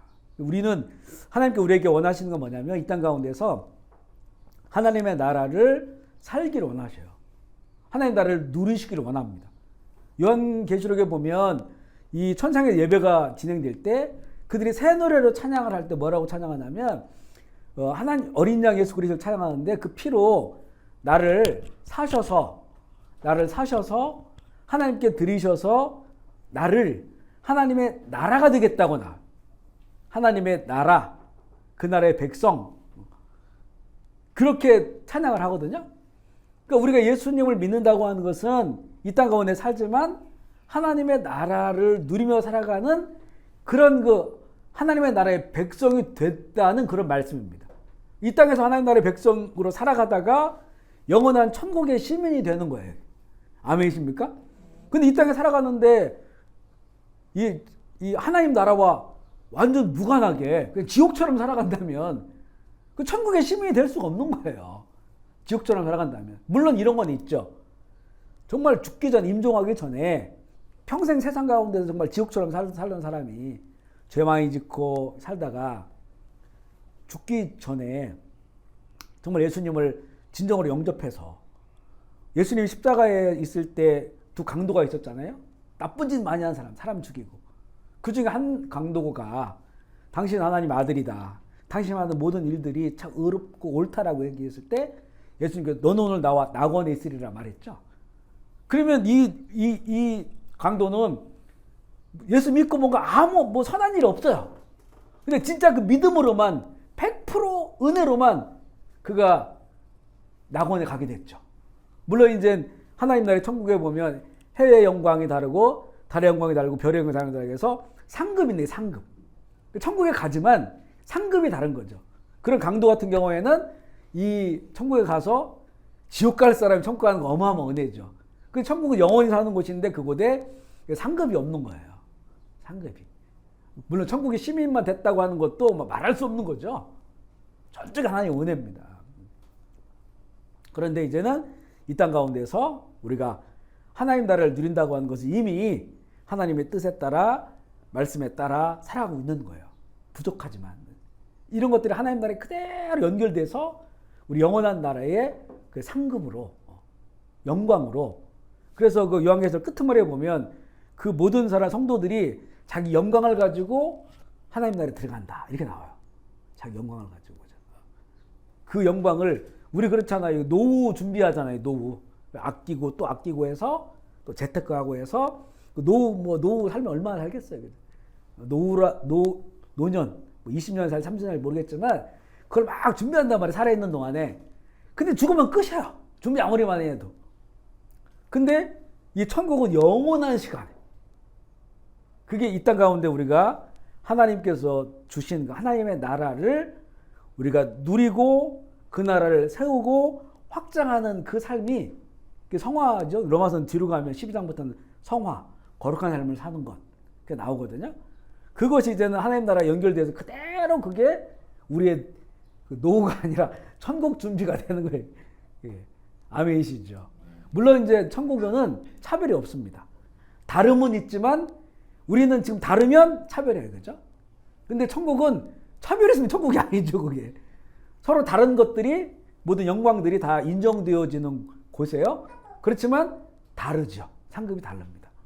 그건 있음을 우리가 알게 되고요. 그래서 이 땅 가운데서 우리 성령 안에서 의와 평강과 희락, 기쁨이에요. 기쁨을 누리고 우리 주일날마다 한국 기도할 때 그 하잖아요. 세상은 알 수 없는 평강을 누리게 해주시고 기쁨과 즐거움을 이게 하나님의 나라거든요. 성령 안에서 이거 빼앗기면 안 된다. 이걸 하나님 우리에게 누리라고 주신 거예요. 그리고 그걸 확장해 나가라. 나뿐만이 아니고 가족도, 부부관계에서도 또 우리 만나는 사람도 마찬가지고요. 이 하나님 나라 확장되는 겁니다. 나를 통해서. 하나님 나라의 의미고요. 10번째는 연보인데 로마서 15장 26절 시작. 이는 마게도냐와 아가야 사람들이 예루살렘 성도 중 가난한 자들을 위하여 기쁘게 얼마를 연보하였습니다. 뒤에 고린도 후서에도 연보 나오는 요즘 안 쓰는 말이라 그 의미는 이제 컨트리뷰션 기부금 같은 거예요. 해석의 기부금인데 이거는 그 사도 바울이 이제 편지를 쓰면서 어떤 교회들에게는 그래도 그 교회 중에서 예루살렘의 교회는 당시 나라도 빼앗겼고 또 그 유대인들이 원체 독특하기 때문에 로마로부터 지원도 못 받고 또 착취당하는 거예요. 세금을 2배, 3배. 삭개오 같은 사람이 그런 일을 한 거예요. 그게 너무 가난했어. 이걸 이제 사도 바울이 보는 거죠. 그래서 고린도나 이런 교회들은 잘 쌓여요. 풍요로운 곳들이에요. 로마 영지에서도. 그러고 편지를 할 때는 뒷부분에 보면 이 가난한 예루살렘 교회를 위해서 헌금을 해달라. 도와달라. 이걸 해요. 그리고 어떤 때는 사도 바울이 나한테 주면 너희들이 내가 떼먹을 줄 의심도 하니까 나한테 주지 말고 내가 보내는 사람한테 줘서 그 받아서 거 가게 할게. 이렇게 말할 정도로 그 예루살렘 교회를 위해서 도와달라. 이게 바로 연보입니다. 연보. 지금으로 말하면 헌금하는 거죠. 이 가난한 교회에 가난한 사람들 위해서 쓰게 해달라고 헌금하는, 그게 연보라고 하는 단어가 이제 로마서 뒷부분에 나옵니다. 10가지 이렇게 단어 의미를 나눴고요. 마지막으로 세 번째 본문 분류는 그냥 보시면 될 것 같아요. 로마서 이제 1장에서 11장까지는 칭의의 구원이에요. 우리 주일날 칭의 얘기했죠. 사실 이거를 신학적으로는 이신칭의라고 합니다. 이는 써있자. 신, 믿는 거죠. 그러니까 믿음으로써. 칭의, 의롭다, 불려지는 거예요. 이게 우리의 그 이신칭의. 신학 용어인데 많이 쓰는 용어입니다. 믿음으로 말미암아 믿음으로써 의롭다라고 칭함받는 것, 불려지는 것. 이게 우리의 구원이에요. 구원입니다. 지금 우리도 여전히 죄악 가운데 살고 지금 죄가 있어요. 하지만 우리 예수 그리스도를 믿는 믿음이 진짜 믿음이기 때문에 의롭다고 불려지고 여겨지는 거예요. 이 전에 그 개혁 성경에는 뭐라고 나오냐면 이 지금 있는 성경은 하나님께서 예수 그리스도로 속량함 받은 자들을 그의 죄를 간과하시는 간과. 간과는 볼 간자 지나갈 가죠. 보는데 지나가는 거예요. 죄를 보는데 우리 지금 죄 있잖아요. 죄를 보는데 하나님께서는 그냥 지나친다. 왜냐하면 예수 그리스도의 보혈로 덮어졌기 때문에. 아멘이십니까? 그리고 또 옛날 개혁성경 뭐라면 도말이 뭐냐면 도색을 해가지고 말소시키는 거예요. 그러니까 우리가 죄인인데 이제 예수를 믿으니까 그 보혈로 덮어주셨어요. 빨간색으로 칠해진 거야. 그래 하나님께서 우리를 그 죄를 안 보시는 거예요. 기억도 안 하시는 거예요. 이게 우리에게 주신 구원입니다. 아멘이시죠? 그러니까 우리가 무슨 막 선함, 우리 선함과 이 행함은 열매들이에요. 열매. 우리가 이제 예수님 믿고 이제는 그 은혜에 감사하고 이제는 내 생명이 아니구나. 주님이 새 생명이구나. 그래 주님처럼 살아야지 라고 해서 성령께서 우리에게 주신 말씀을 따라 살아갈 수 있도록 인도하시는 거예요.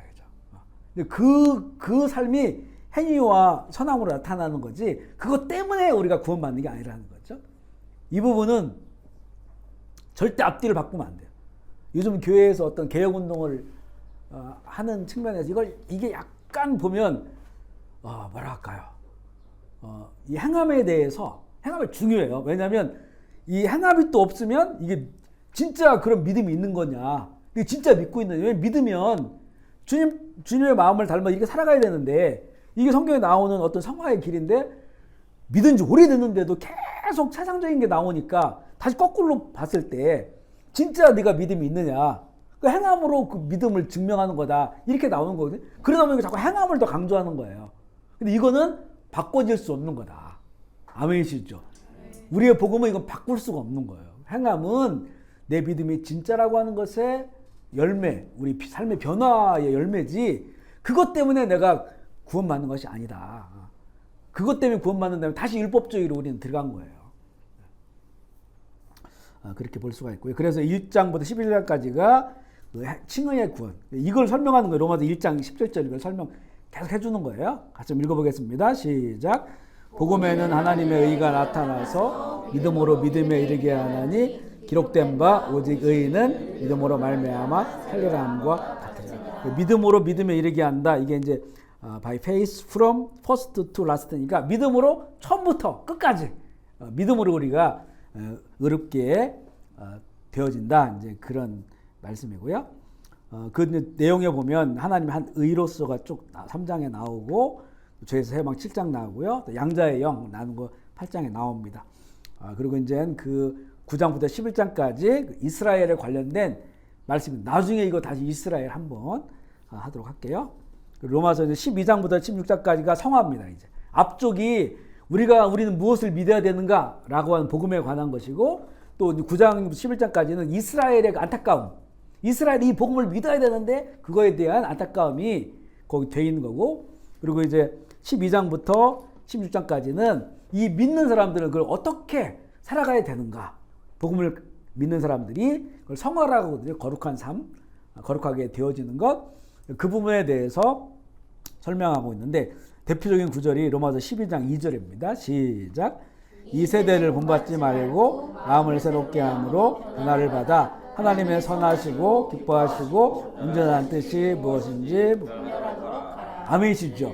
우리의 길은 뭐냐면 지금 이 순간에도 내가 하나님이 선하신 길이 무엇일까? 하나님이 기뻐하신 뜻이 무엇일까?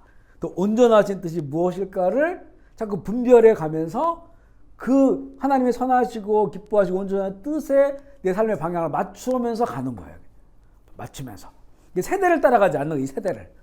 세상을 따라가지 않고 세상을 본받지 않고 성령 안에서 마음을 늘 새롭게 해서 하나님의 이 선하시고 기뻐하시고 온전한 뜻을 따라서 내가 선택하고 반응하고 판단하고 결정하고 그 길을 걸어가는 거예요. 이게 이제 우리가 성화의 길을 가는 거거든요. 그게 무엇인지를 쭉 나와요.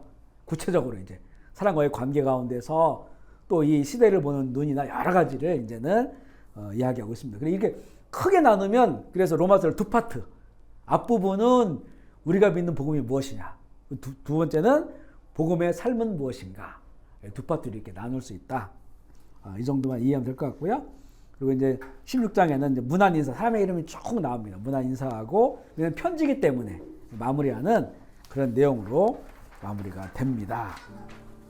우리 로마서 지금 이제 오늘 2장의 일부를 읽었어요. 그래서 이제 쭉 읽기 시작할 때 한 달 동안 우리가 로마서를 읽게 되거든요.